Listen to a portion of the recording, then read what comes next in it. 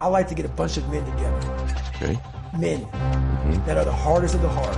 And I want to be with these men.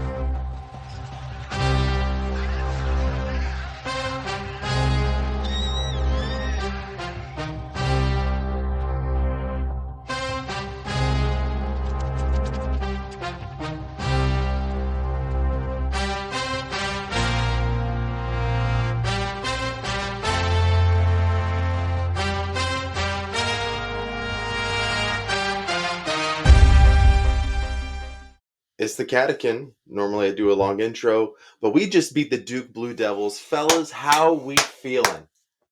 Great. Unbelievable. It was the greatest experience of my life. What a game. My 4 children, I guess. But, Toss up. yeah, it's up there. I put it above 2 of my kids. Yeah, at least. Sure. Those are the, uncomfy couch kids. The resiliency of this team is crazy. Down 9.5, not playing well. To tell me, if you had told me Jackson scored 1 point, but still make a contribution, we still win. I mean, that's a veteran team right there, boys. It never felt like we were out of it. We felt like we just kept battling. Like, my God, what a win. There were so many times where it was a situation where we've seen it 1,000 times. Into game failure to execute. Silly mistakes, and it wasn't us making those for once, which was such a breath of fresh air. They didn't believe in Mark Pope. We did. They didn't believe we were back. Where are they now? Are crying. Probably cheering for Arkansas, boys. And we were screaming at them. Yeah. We were screaming. We said it. I left it all on the floor tonight. Hey, I slept since, the 10th? It's been a journey, bro. Worth every second, though. Yeah, for this to be the game that we all came to. Bro, the day we all meet together, let's go. Yeah, it's just amazing experience. I think that I never felt out of the game, even though we were down for a while. It did feel like we were wearing them down, and that Mark Pope had a strategy to beat Duke that they executed, and it looked different than what you would typically think a Mark Pope offense or whatever would be. And just to see that versatility and see Andrew Carr just nut up and take it to the rim on dudes that are going to be playing a lot of minutes in the NBA. Yeah. I gotta say, I talked a little bit down on Carr and nitpicked a little bit of things. Hey, give that man his flowers. He absolutely took over. I mean, he made just grown man plays. Just absolutely when we needed it, he took over. He was the best player on the floor when we needed him to be. I don't know which one of us it was. It could have been Jared. Any of us. But one of us said, hey, the second that Andrew Carr sort of makes that turn and he figures out his role on this team, we could be looking at something special. And then tonight it looked like he sort of figured out his role. And what happens? Something really special happened. He scores from all 3 levels. So they don't know how to defend him. But he doesn't need to. He doesn't drive. But the way that they move the ball and they have the penetration in their passing game, it's like he can be that dude and be against the best talent on the court. We kind of talked to you. Well, you mentioned it last time about how in the blue and white game or whatever, or the whatever they call it. But he shot a bunch of threes, hit a bunch of them. He hadn't really done that in the 2 exhibitions, the 2 first games. What did he come out and do tonight? He bangs a couple threes right away. Yeah. I thought, was it 2 or was it? He hit 1 at least. So in 30 minutes, 17 points, 3 for 5 from 2, 2 for 3 from 3, 5 for 6 from the line. It's also super nice to have a guy that size who gets to the line and hits his free throws pretty reliably. Yeah. He's been hitting them well. The shot looks good. I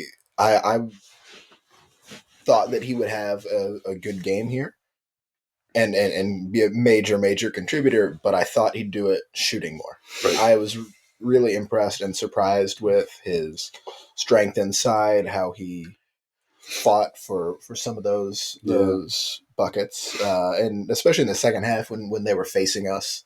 He was working for him. None of them came easy. No. And he just 3 assists too, 5 rebounds. They had him guarding Cooper Flag. Yeah. That says so much to the amount of faith that Mark Pope has in Andrew Carr. Just disciplined defense. And he wasn't getting stops like the whole game. You're not going to. It's Cooper Flag. Yeah. He's really, really good. That's the thing. Take nothing away from those boys. That's a good Duke team. That's a absolutely. really good Duke Yeah, team. right. But when we needed to get stops, he buckled down and he got the stops when we needed it most. And he was producing the offensive end of the board. At the beginning of the game, there was a Duke fan chanting, "He's too slow. He's too slow." Very first play. And then Andrew Carr just busted 3. The one thing, too, I think Pope touched on it a little bit in the post game. He said, like, the attitude of all the guys was like, you saw it the whole time. None of them got after the refs. You didn't see nobody chirping at the refs. None of the players. Yeah. I mean, they played to the crowd, which was sick, and we backed them up there. But like, there was not, dude. We've seen some bad body language, and even the SEC this year. Like, dudes not happy when they're winning by 50, and these dudes were down and weren't playing great. I mean, some of the stars on the team didn't play very good, offensively or defense, but they still found a way to make an impact. Still kept their heads up. I mean, we'll go over it, but I mean, from BG to Bray. I mean, Bray's defense. My goodness, gosh, when that first strip he got on Cooper Flag, I thought, wait, what? What was it that they were calling him on defense during the offseason? I was promised Cone Brea. Cone Brea. Yeah, there was something about his legs, right? His legs are 10. I think I said that. Yeah, he can't guard a folding chair, but he could guard Cooper Flag. He kept getting switched on to Flag. Hey, he bowed up too. He bowed up. He absolutely, they wouldn't have kept him out there if he didn't keep making those stops. And he was incredible. And even after that air ball, I mean, that he had in the beginning, he came back and dropped it. He missed his next one, but then after that, kept shooting. He didn't get hesitant. He still made plays all over the place. He ended up 2 for 4 from 3. Perfect. He missed the first 2, hit the next 2. Yeah. And this is another. Each game so far, it's been somebody different. And tonight things weren't firing for Jackson, but he played. He contributed in other ways. He was getting fouled all over the damn court. Calls. But somebody else was able to step up. Somebody being BG for that one stretch. My goodness, that boy. He grew up a little bit tonight. I mean, it's crazy that he's improved from the first to the second to this game. It's tangible, and you see the improvement against these dudes. Like, he slowed down a little bit, and he got those boards. I mean, even you could tell Pope noticed it too, because even after he fouls a 3-point shooter, he didn't pull him out. He kept him in there, made another play. I mean, he's scoring buckets, getting big, securing a rebound at the end of the defensive possession is critical in those moments, man. It was a total team effort. He also got isolated on Flag, and in my head, I went, I like this matchup because Brandon Garrison has the athleticism and the length to keep up with him. Sure enough, he got the stop. Talking about growing up, I feel like your ability to learn from your Bucknells and your Wright States is kind of limited because you don't know how well the things you do well there translate. Your mistakes aren't capitalized in the same way they will be against high major competition. But in this game, I won't say easily. It's not like we shot poorly from 3, but there's a world in which this game is the score is a lot more lopsided in Kentucky's favor if they hit a bunch of 3s and you don't learn. Here, things didn't go great. Like I said, some of the stars struggled. Yeah. Amari was 3 for 12 from 2, which is certainly not his typical game. And there's a lot of coaching you can do, and I feel like some of that will stick more because this is a kind of opponent where foul shots. Yeah, he stepped it up with that when he needed it. 4 for 5. Yeah. So each guy kind of had a moment where you're like, but they all kind of had something where you could take away a big positive from it and be like, these are teaching moments. This is the 3rd game of the season. We beat Duke, and each guy had a moment where it was just like, that guy came up big there. Yeah. Amari got a huge and one. That was beautiful. Yeah. No, take it with that block on the chase down where he he swat that out of bounds, man. I think Jackson had 2 blocks for 2, right? Jackson had 2, yeah. Knipple and a steal. Was clamped by Jackson. And so you're not going to see much maybe on like the box score for Jackson, but what he did was eliminate the guy who could have went off and they pushed everything to those bigs who got undisciplined You put And all of worn the out. weight of and worn out, and you put all of that pressure on a kid. You can beat them, I mean, and we did. yeah, absolutely. I think the biggest thing is you saw like like you say, everyone had a moment where you could say, okay, they were picking each other up. You could see that like even like Amari getting frustrated. He was banging down. He was trying. I mean, he got to the hole a lot. He just a lot of the finishes weren't there, but it's tough. I mean, Flag is a better defensive player than he's an offensive player. He really is. That's what he's going to make his bread on. And seeing BG go up to and dapping him up, being like, hey, chin up, like, and just seeing the whole team. I mean, there's a long season to go. It's one game. It counts the same as the last two, but it's a big validation for all the things Pope's been doing, saying, putting the out there. I mean, I couldn't be happier for that guy and the team. I appreciate that we're able to win in a variety of different ways. Yes. Like, especially I think when you have a coach who's known for having a particular system, very much like Mark Pope is. I mean, one of the reasons we all were excited initially was these videos about his offense, the video game offense, the threes, the whatever. And like I said, we hit 40% on decent volume, 24 3 attempts.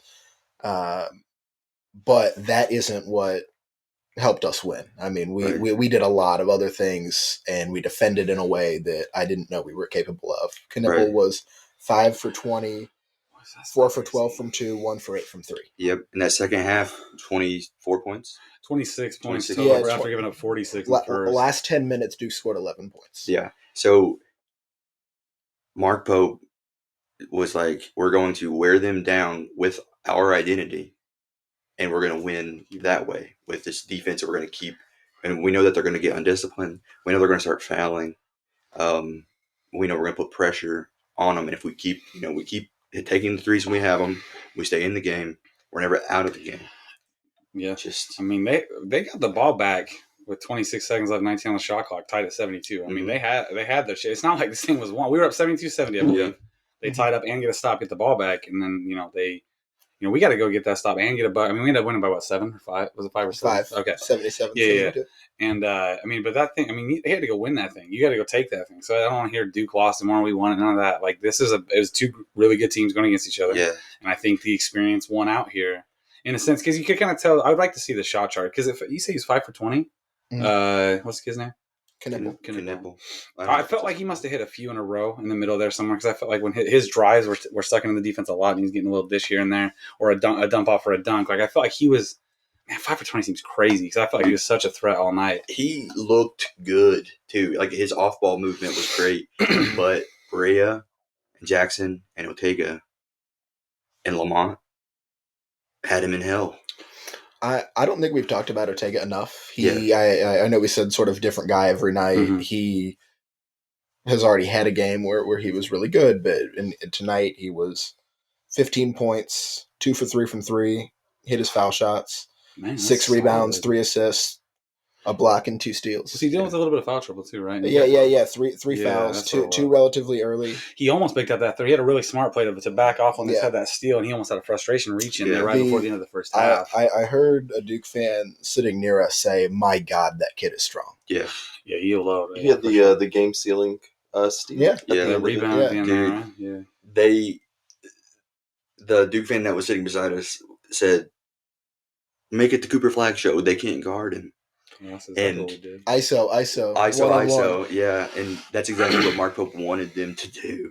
It's like, just, you have all this other talent, but we're going to make you force it to this kid, and he's going to have to be Amari Williams and Andrew Carr. His credit. And it's like, he ain't going to do it, and he's going to be tired, the cramping, sweating, to where he's slipping and going out of bounds. Like, just put him in hell. That last and one he had, though, was one of the upper body strength to get that thing in there. I thought, oh my gosh, like that's the last thing he hit, I think. But because we came down and got one ourselves, right? Carr did. He got one right after that.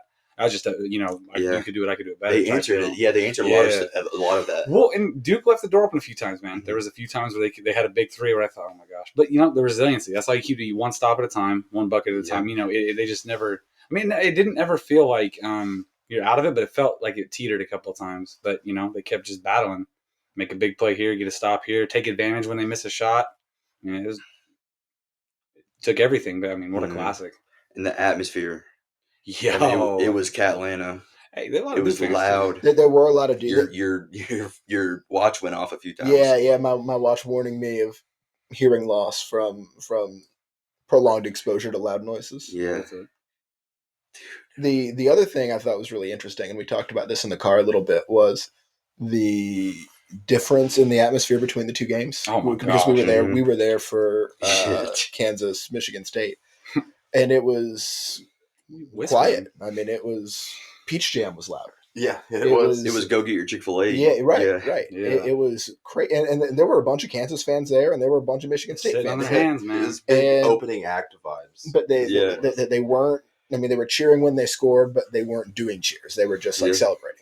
They were more relieved. when Yeah, they were- right. They certainly weren't chanting anything. And No. we had "Go Big Blue" over and Yeah. over and over and over, and it was awesome. I'll tell you what, the number one team might have played tonight, but it wasn't Kansas. At some point, it was a timeout, and we had a "Go Big Blue" going. And Colin Chandler just like looked up and appreciated it for Yeah. a second. Yeah. I He was like, I'm like, look at that, nodding, dude. just- We talked to so that game, it felt like either Duke or Kentucky would have wiped the floor with both of those Easy. teams. I think another thing that we noticed, we got to see because we were there, was how the coaches interact with the players in between in the media timeouts and stuff, and it's just fascinating how Mark Fox is interacting with players on an individual level. He is giving some kind of vibe checks to Mark Pope. You have Figure is like just giving a debrief to Mark Pope every time, and they're letting the players kind of jive a little bit before they. I love that they do like a separate coaches huddle first, which also means the players get to like have a check in with each other in their own huddle without the coaches. Yep. And then the coaches come over and probably disseminate the information that they decided was important, Right. you know. And it's just a nice, thoughtful, calm, like in the moment approach. Yeah. You know, You they're just- present. They're not worried about. We I- just go ahead. Yeah, I feel like I'd be frantic. Yeah. You know, especially depending on the game flow or the score, and like I got to get to these guys. I got to talk to these players, and the Mhm. fact that they're able to take a moment and think, what do we want to tell them? How do we want to get this message across? And also, I really think it's valuable to let the players sort of debrief Yes. for a second, breathe, and not just and talk immediately each other up and let them lead. not immediately be receiving information. And it's just a different approach, man. I think that's just kind of how it seems that Mark Pope is approaching the whole thing. Is he has the trust in his coaches. Empowerment. Yeah, he empowers them, and the trust in the players that you have these older, seasoned players, and all of this just kind of seems to be just running downhill from coach to the assistant coaches to the veteran Mhm. players to the younger players. He's the commander, and it's like beautiful the way that he orchestrates this whole operation. It's everything about it is deliberate. Everything like Lamont Butler is obviously teaching these dudes how to defend on the perimeter Holding the because standard, man. it's just like you see Lamont Butler, and you can see it in his film before, and then you see these other dudes, the guards Ortega. defensive play, yeah, Ortega's a pest, and man. they're just sticky. They're not fouling like crazy, and the other teams are constantly worried about losing the ball. They're just destroying the passing lanes, and yeah, you can tell he has this approach to coaching that is, I start here, and then this guy is going to be my expert at this thing, but then there's also the players that are doing that on their level as well, and it's obviously been incredible for the development in such a short time, the third game of the season, and they're like Kobe Bryant looked amazing. He never Kerr played defense like Kriisa, that. we didn't really talk too much about Kerr, but the way that he will take the starting five will go out there and they'll just give it their all, and then like towards the end they're going to get gas a little bit, and Kerr Kriisa comes back and then he just mashes the gas pedal again. Mhm. And it puts the other team right back on their heels, and it keeps that state, and wore Duke down. Made a few more plays than they did. He wasn't even allowing them like mental breaks. No. Like after a score, it's Nope. just you gotta flip. That right ball back is to inbound it. is so quick, bro. Like Or- it is gone. Like I'm or like, I'm gonna throw that mother just all the way down the court. That when that inbound play, with 5 seconds left to go, with Lamont, yeah. I was wondering what they were gonna do. Like, who are they gonna get in to get fouled to whatever. Through a goal ball. Yeah, I love that. it was. Well, and Carr started way out, like Mhm. towards our basket, and then he bolted Mhm. like he was going to be the guy to get it. Right. Meanwhile, Lamont is just sprinting back towards Just us as fast as possible, they. yeah. Love that, because even if he doesn't catch it, it's a turnover on the other end. And it's Right. not a down at that where they trap you to steal, maybe score the ball type deal. Yeah, I was very surprised that the Duke player got low enough to get the foul because Lamont got low. And in 0.4 seconds. Too. Yeah. Well, Yeah. One thing that I also appreciate is that so much of the basketball I've watched in my life, be it Cal or Patino, they have two of the lowest 2-foul participation rates Mhm. every year. You know, if in the first half you pick up 2 fouls, you're out. You're sitting Yep. until after halftime, almost without exception. And I'm biased. I thought the whistle was awful in the first half, especially. Yeah. Just brutal. Yeah. It even does Ticky tack, otherwise. like not even. I mean, just crazy. Mhm. And we had 3 guys pick up 2 fouls right away, and they didn't come out right away. They did sit some. They probably played fewer minutes, Mhm. but they did still play. We got the ability to keep doing our pace thing, keep playing the way we wanted to with them. And nobody ended up with more than 3 fouls. So those guys played the whole second half pretty carefully. Yeah. And that's And that even goes back to the theme of trust. yeah, right. Yeah. that Big Pope time. has in his players. I found myself watching Voices hanging on by a thread, guys. It's So after dark, baby. we Let's were go. bringing it tonight. We came through. Oh yeah, We did our part. we did. I found myself a lot of times tonight just watching Pope Mhm. while the game was going on. Just during the game, you can't really see how he's handling himself on the sidelines. He's not like screaming at the guys, but you wouldn't think that he was like that anyways. But there was a controversial call. I don't remember what exactly it was. There was quite a bit of them. Cooper Flag and somehow never getting a third foul. And Pope goes up to the ref, and he's kind of letting him have it, and he's just kind of talking to him like that. He's probably mother fricking him, Yeah. knowing coach. And but the thing is, he's not like berating the coach. He's just telling him what he's thinking, and that was nice to see. But they works the refs good. there's another part where he's getting a little upset either at the players or the coaches, and he's kind of drifting off the sideline a little bit, and he locks eyes with Mark Fox, and Mark Fox just looks at him and goes like that, and Pope just immediately backs down. And once again, just the trust and the lack of ego that lack of ego. I mean, I deal with this at work every freaking day, where I'm like just dealing with people who think that they're the smartest person, and the thing is nobody is the smartest person. It takes like a certain special kind of person to lead in a way that delegate and trust your people to do, and trust yourself to have gathered the right people. Mm-hmm. And he seems to just have nailed this entire like staff building approach, the way that he built the roster, and he picked these like, I want to pick a guy that can teach my bigs how to defend. I want a guy that can teach my perimeter dudes how to defend, and they are doing that. You can see through the standards there. Like, you know, Lamont's putting out that standard. You see Bray out there guarding like he Lamont, man. I mean, and also Lamont doesn't make mistakes. Like, he had two turnovers today.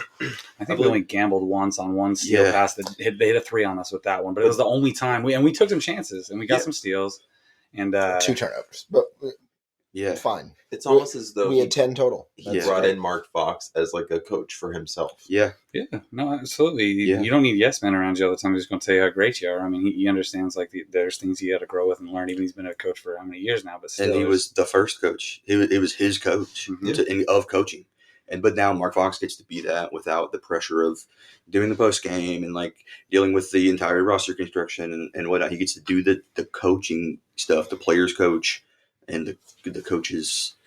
And he was getting the boys fired up tonight. Oh, yeah. Mark Fox had them locked in. Yeah, That's I one was thing. so surprised at how much Mark Fox is involved. Yeah. Hey, he has them. They love that guy. Yeah. They really do. And the only thing I was going to add to that about like you talking about Pope and how he does things is you notice when a lot of coaches when a guy make a mistake and you got to come off or gets a foul or whatever, you got to come off the floor. It's not get out. It's hey, he's getting the guy that's coming in. Like let's go. And he's getting him hyped and he's loving up on the guy coming out, teaching him, but he's not MFing him the whole way there and like or just like ignoring him as he walks past him and the guy's pissed off and goes and sits down and the assistant goes and tries to like caretake him. You know what I mean? Yeah. Which is you see that all the time. I'm not saying just with the previous coaches here. I'm saying with all over the place. Yeah. You see that. I mean, you saw it with Tom Izzo and Self tonight. It's ego. It's very different. It's very different approaches. Honestly, it's very different approaches. Assist of the game was not basketball related. Mhm. It was Amari and BG were subbing, and whoever came off the bench threw the towel up in the air. Whoever was coming in caught it and just walked right back to the bench. It was great. Well, somebody should have threw a towel to Cooper Flag. He might have not slipped and slide all over that. The court must have been slippery because a couple times Lamont really slipped. Yeah. It's odd that it was a foul when we slipped and not a foul when they slipped. Mhm. Or travel. But I felt like after they Crazy. like Pope they do a good job on the refs. Like it got Yeah. evened up a little bit. There was some stuff. Like Cooper Flag ran into dudes like without the ball, and like he hit Lamont and he hit Ortega twice when Ortega got a board and he came through. And that's called in every game in America. You'll see it all season long. I have no idea how that dude didn't pick up his third. But if you don't want to call it, don't call it. Right, but then really don't call it either way. They literally call it Like, on as he stole that ball. We went to go do the same thing. If Same you foul want, on if you BG. want to let the boys play, let all the boys play. Yeah. There was a moment tonight where Ortega got a rebound, came down, and caught a hand across the face. Yeah. And he looks up at the crowd like, He Yeah. was like, am I bleeding? Yeah. No call. no call. The way that the boys All ball. just go straight to the crowd instead of like at the refs. Hey, is- yo. Creasa at some point, it was Yeah. a controversial call, and Creasa was like, let's Yeah. hear it. He ran. He did a lap. His energy. I mean, I don't think I saw anyone say anything to the refs. Other players. I don't think I saw one. Not one. of course, his like basketball energy, his pace, the way he plays is awesome. You know what's interesting? I'm sorry to interrupt. But also he works the crowd. Yeah. Yes. I absolutely not our player. I would hate him, Yeah. but he's ours, and it's wonderful. He also seemed like a calming presence for the Yeah. team. Yeah, he'd To where, been in like- big games. Yeah, you could tell that they were in good hands when he was out there. He's not like going to light up the scoreboard or anything like that, but you feel like you're not going to have any sort of like crazy stuff go on Mhm. when Kerr's handling. He had a couple shots. I think He had some big Yeah, shots. dude, I 2 for thought 4 he was from going to 3. hit that one. The logo. logo one? Yeah. Oh, that heat check, yeah. He wanted that one. That's what I was Yeah. telling that Duke fan. Tried to tell me he's going to learn a lesson for talking trash. I'm like, really talk trash to Luka Doncic? He ain't worried about Yeah, y'all. he worried about Like that. he's, I'm not saying he's better than those players. I'm saying he's not going He to back also down. doesn't bro. really talk trash. He just says, like, He's just got some bravado to him, a Yeah. little swag, bro. Like just that. I will say at some point I looked up and Lamont was covering his mouth yeah, while he was talking to the guy he was defending. He's Yeah. like, I don't want anyone to read my lips. Yeah. Just like I've got some shit to talk for you and you alone. yeah. Get him with the Larry Bird. He's like, Ortega was he's like, letting why him aren't you have it doubling tonight, me? too. All right, give me that shit. And that during that block, Oh, bro. That block standing was- over him. We said the same thing, and then Dude. we got mad at me. There were a lot of big moments that just lit the fire under the crowd. Like, just immediate. Dude. All of a sudden we're down 4. It's going crazy because it got to 9. I think it got to 10. You said right, but it kept going back to 9. They'd miss a big shot. We get it down to 6, and then they get it to 8. We get just back and forth, back. When we got it down to 4 and to 3, it like you could just feel it. It just felt. And when we got that ball back, and who was it that drove down, and hit the 2 free? It was Lamont to give us the lead. The first, towards the end. Yeah. So when he's coming down the court, I'm thinking this is happening. Like if the clock's Yeah. ticking down, I see no shot clock. Rule of 72, baby. Yeah. Yo, Yeah, and they execute the end of the game well. they took the last. Well, 5 like seconds. we're well coached. Yeah. It's weird.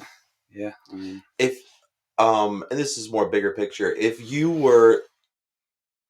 could pick, like, order the 4 teams that we saw tonight and sort of power rank them on Mhm. how you would look at them coming out of tonight momentum wise. I would actually, yeah. How would you order that? I would go Kentucky, Duke, Michigan State, Kansas. That's exactly what I would have said. I think Kansas feels the worst out of the four. Like they were disjointed. They didn't look like they were having without fun. Hunter Dickinson. They lose that game by 30. So Arkansas, good job, you beat them with that. The vibes are off with that team. Yeah, something's wrong. Yeah, Michigan State's not a. I mean, I'd like him to be good. I like Zeman Zapala, shout out former Aggie, but I mean, he's just a big body. He's not in there trying to be all American, and he was chesting up on him. They were fighting. Like Michigan State was definitely. Michigan State had a shot there. I mean, a couple of times, but that's not a very good Michigan State team for what they've been in the past. Yeah. It's the number one team. We're talking about the number one team in the country, Kansas. They were ranked number one tonight.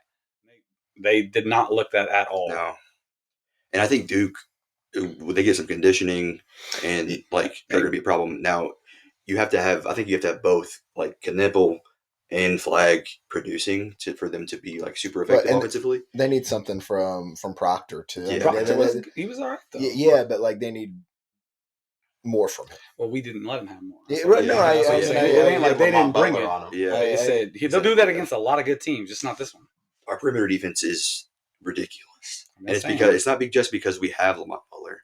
It's because we have Lamont Butler, like osmosis on these other very talented dudes, and it's a standard, man.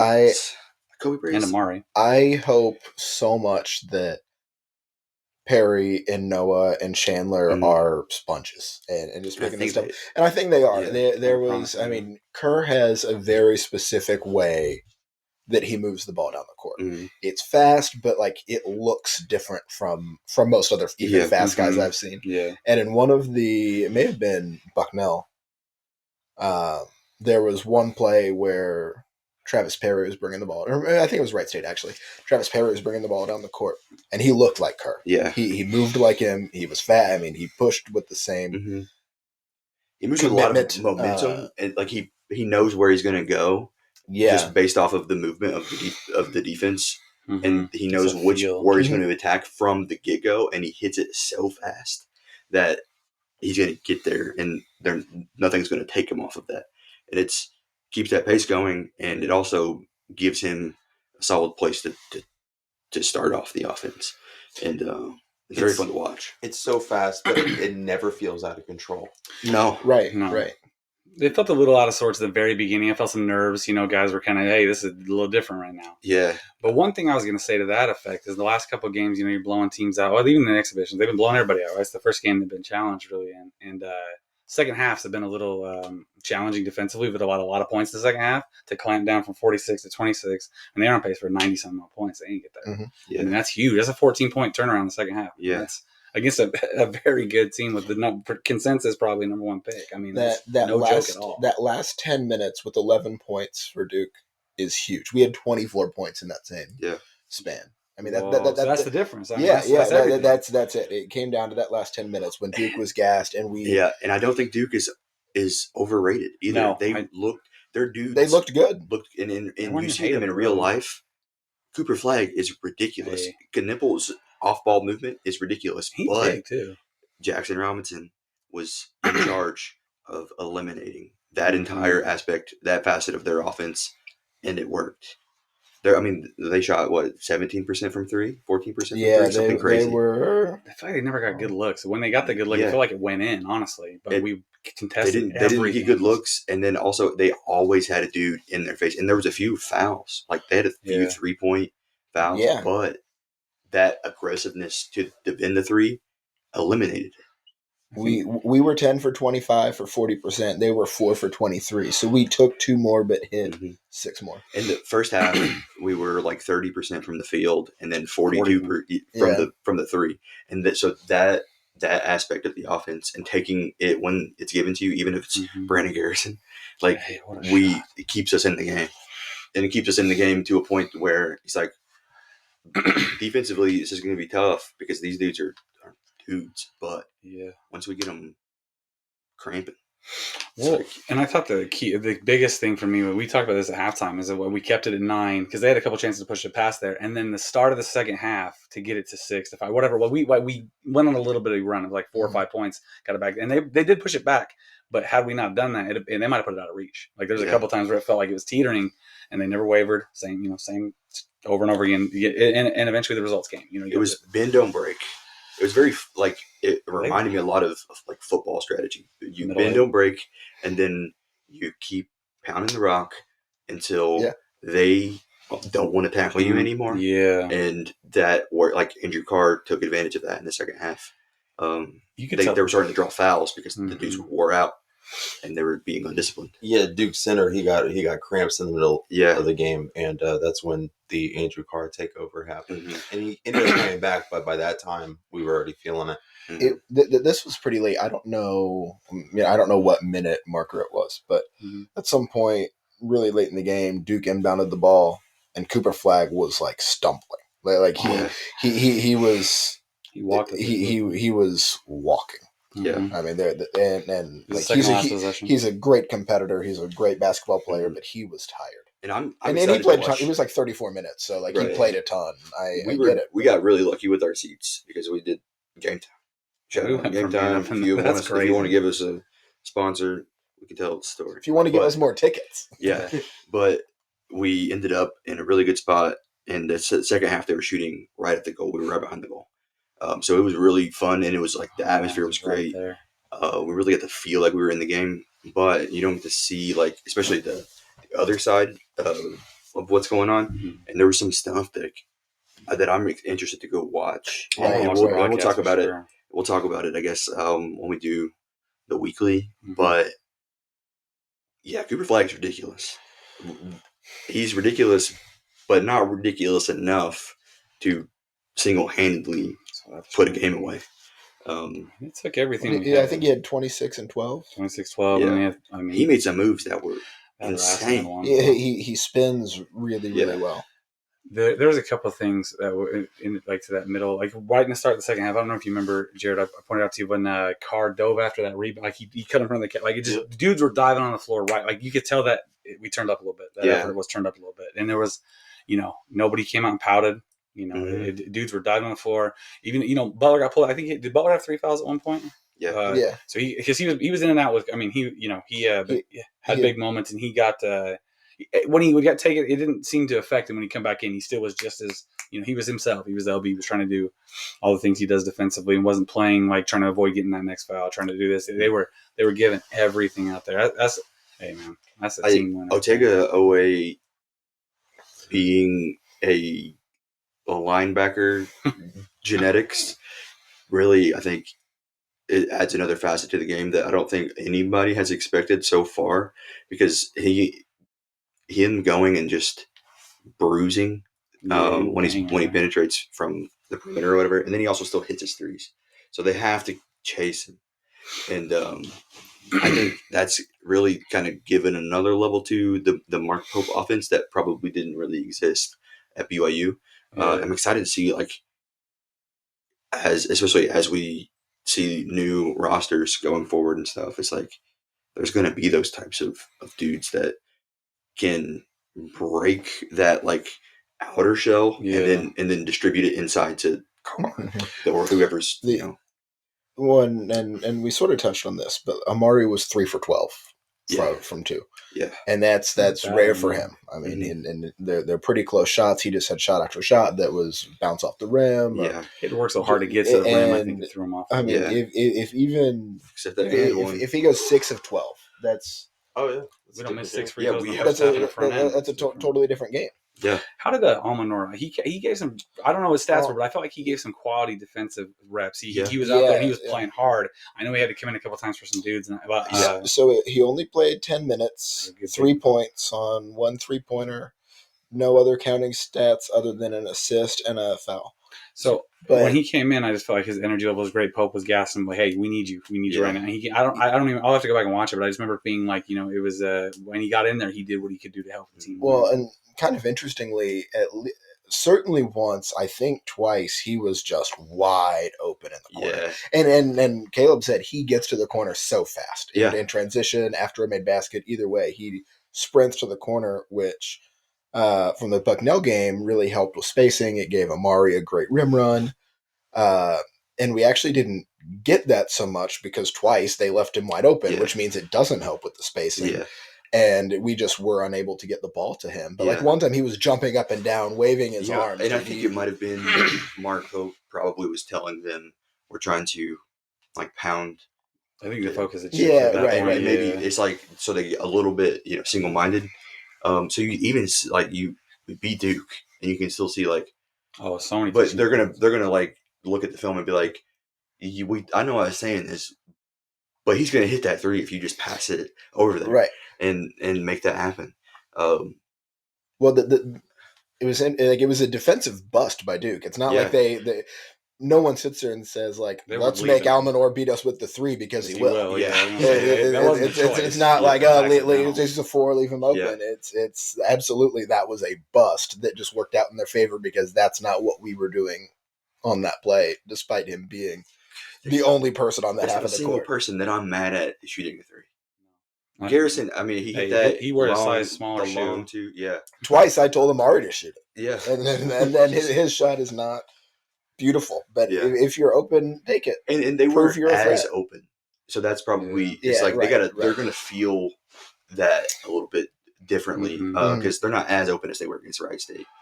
Right. I mean, here's the thing though: you're not gonna play a bigger team. That's the biggest team in college. Yeah. That's the tallest team in college. That is probably got the number one pick. And a couple other guys that are gonna be in the league. Yeah, probably Knipple might be top five. Hey, like the Duke fans behind me think that he might be better than Cooper Flag by the end of the year. That's what three of them said. So, well, there was a lot of Twitter takes over the past like 2 games that were like, I think the best freshman in college basketball is a Duke kid, but it ain't Cooper Flag or whatever. Mm-hmm. And you see tonight the freakishness of Cooper Flag, and you're like, nah, this is the dude.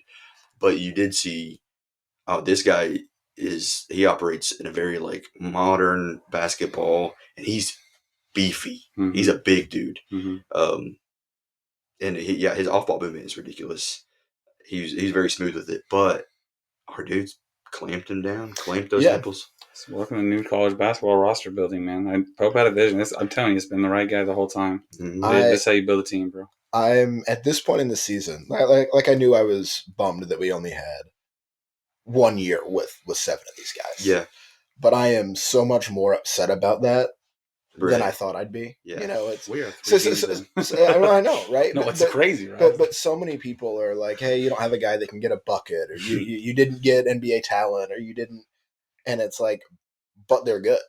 I mean, they're good. They play together. They've gelled immediately. They work hard. They execute. They're disciplined, and it is not like it's like Almanor in particular. Like his skill set is so good for this, and Carr too. It's just such a shame that we only get 1 year both of them. That right. And thank God we assuming they don't transfer, we get BG back, we get OA back. Like that's huge.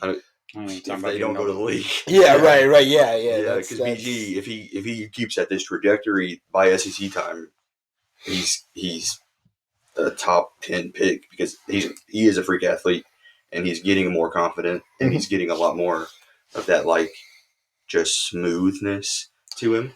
And for that improvement to happen during this game as well, it's like all he needs is minutes. It doesn't matter if it's against a team in the craziest environment he's probably ever played in.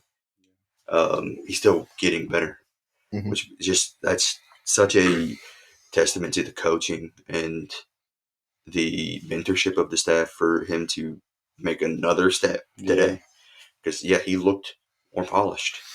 I'm glad that we can finally, because all offseason, I'm so glad we can put this to rest now, this whole Kentucky needs a bucket getter narrative, because we heard that all offseason before Jackson came on the team. And then we get Jackson, and like, Kentucky finally got their bucket getter. And then you would think if we needed one so badly that if we had a game where our bucket getter didn't failed to get buckets. Yeah. Where it didn't even scored the first point. Have a field goal like the entire first half. The entire game. He with 1 point. He put on you would think that, we would need a bucket getter. And what happens? We beat Duke. And buckets. Honestly, so you don't really know what's going on like in the huddles or what the players are saying to each other. But if it's a night where Jackson's like, I'm not really feeling it tonight and stuff like that, good on him for not like forcing his shot, because you could shoot us out of the game. Yeah, that's a really good point, because just becoming a chucker. That a lot. It's odd, man. I don't know if you keep tooting your own horn, but no, they did seemingly focus on taking Jackson out of the game. Yep. So you keep the spacing where it's like, okay, we're going to keep Jackson over here, and he's going to be like a point in which the ball moves through, and he's going to attract a lot of defensive attention. And I think it felt deliberate. And a game like tonight helps Jackson because it proves that you can take Jackson Robinson out of the game nearly completely and still lose. Yeah. One thing I wanted to say is I did see some people talking about his body language and stuff like that. Nonsense. The dude was out there competing his ass off out there on the floor defensively. For his guys. And he got, there's a couple of shots you'll see. He got called offensive foul one time when dude got 2 arms in his chest and kept the ball dry. I don't know how it became a foul. It's the one where we were saying how strong he was. Yeah, I turned around and said, I said, oh my God, he must have hit the gym. I said, Jackson's strong. He's not that strong. Turned around and said, Jackson's been in the gym. There was one play where we might have just lost track of what the shot clock was, but Jackson's trying to get it up, but he's just got he's literally trying to get it up. There's just a dude guy just smothering him. Yeah, I don't know what he's supposed to do at that point. Yeah. But you didn't see him powder. He shook it off, and he didn't hit another. He didn't hit a shot the rest of the game, but he went out there. And he kept competing. You know what I mean? And he also, we're gonna watch it and talk about it later, but I really think his impact on the perimeter defense it takes away 2 blocks. Facet. Yeah, he did. Yeah, and a steal. They had a horrible 3-point percentage because of Jackson Robinson. Yeah, I don't want to hear they lost to themselves. We put them in hell, man. Yeah. We had them in the walls of Jericho, bro. We climbed them up. Clint Gnipple. And what a validating win. You know what I mean? Like that, it validates. I mean, look, there's a whole lot of season to come. There's going to be some ups, there's going to be some downs. But that right there against that team, that Duke, not just Duke in general, but that Duke team in particular, it validates everything he's been saying since the moment he was hired to now. I mean, it's legitimate. I mean, it's BBN's team. It's not about him. It's everything he's saying. It's one thing to beat some other teams, but to beat Duke like Cal Poly only beat Duke once. And this is a roster he put together in a month. Yeah, very deliberately. Yeah. With practically no ability to get freshmen. See, because I'm with you, where I'm like, oh, but we're gonna lose these dudes, and these are the dudes that are teaching the other dudes, and it's like, what? It's like, oh, but he can just do this again because he's proven that he can do it, and now he's gonna have this body of work to show as a recruiting tool. He can show film of how I'm going to use you that isn't dudes in BYU uniforms. Right. Yeah, that'll be that's a super improvement. That'll be huge. Yeah, Caleb Wilson. That a lot. Caleb Wilson was at the game. Yeah, he's a kid. Dude, I don't know. I mean, maybe. I would have, if I was him, I would have went down there and been like, just give me jersey now. Yeah, let's go. Coach Cal, Caleb Wilson, sorry, not going to make it this weekend. Yeah, he did tweet out someone's in the house tonight. We're putting 5-star players in the roles of these players. Right. Along with the transfer portal additions that he clearly has an eye for. He's going to do both the whole way. It's going to be a mix. Because, for that mentorship aspect you're talking about, for the experience mix, all that stuff. Because right now you see that Brandon Garrison will take it away. Jackson Robinson. It's like these are the more freakish athletes. But they have these other dudes mentoring them. Mm-hmm. And you see Otega Owe and Brandon Garrison specifically improving. He was so good. And they're going, especially by the end of the season, those 2 dudes are going to be super contributors. So you see this cycle approach that Mark Hope is probably going to be implementing, and it's gonna be with Caden Lewis, with Jasper Johnson, and hopefully Caleb Wilson, Malachi Moreno. Just hoping for about 35 more games of this before I start thinking about that. But yeah. But I go see what the sales pitch is. Oh, the vision's there, man. He's very deliberate in everything he does. So we're going to have to replace a lot of dudes. Yeah. But he's going to have more time to do it. And easier time recruiting. And more money. And he's not going to be, here, a lot of the portal decisions had been made before we hired him. Mm-hmm. There were guys that were off the table because other coaches had been recruiting him since the season was still going on. Some guys had already committed elsewhere. He was really... his talent evaluation was killer anyway, but especially given the limitations he had from a timing perspective, the portal always worries me because, especially when it comes to what freshmen do you recruit, what holes do you leave to then be filled by the portal, because you don't know what's going to be available, you don't know who's going to be trying to leave their school, and that's kind of a what if you need a center and there isn't a center that fits your mold that you want? Well, then you go to Eastern Europe. But like, but like knowing how constrained he was, this time and what he managed to do in so little time. He also very obviously had a type of dude, like psychologically, that he wanted.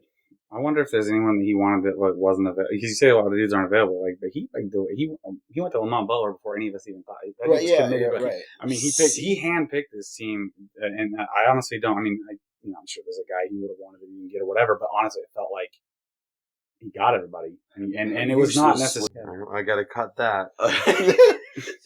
Hey, but I mean, but like his attitude right now, like at Arkansas, it's like not seeing. But that was supposed to be a target, right? Oh yeah. Sure. And I don't think that he actually was, because I don't think his personality really goes with it. I wouldn't trade, especially I wouldn't trade Jackson for Chaz Lanier. Chaz Lanier looked really, really good in Tennessee's win over Louisville.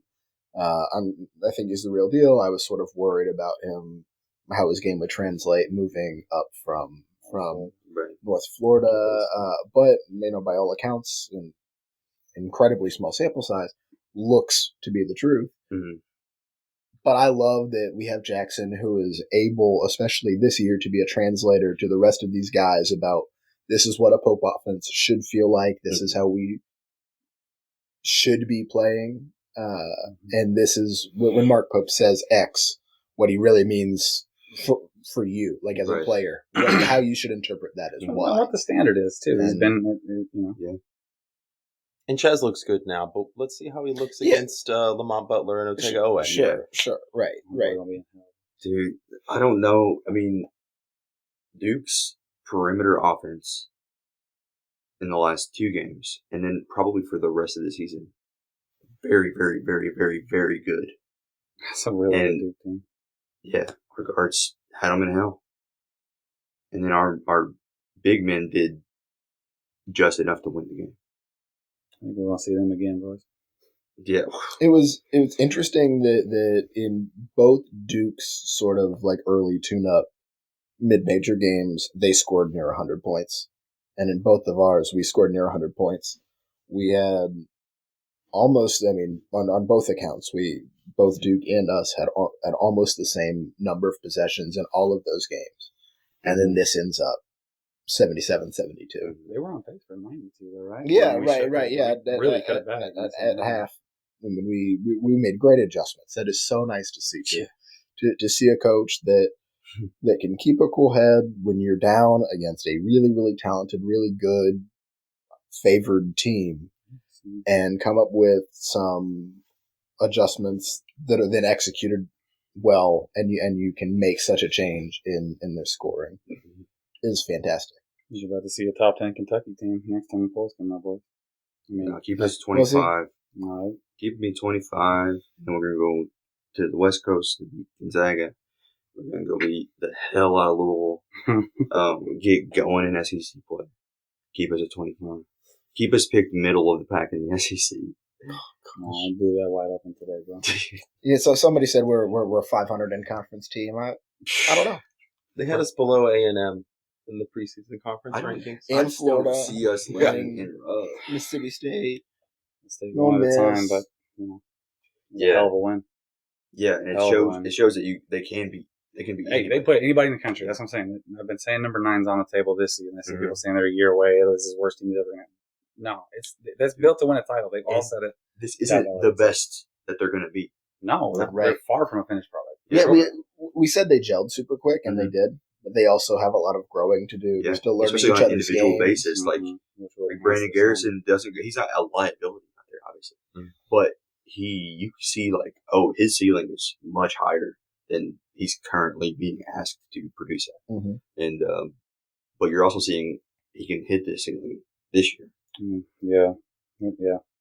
Which is scary because it means probably losing another dude.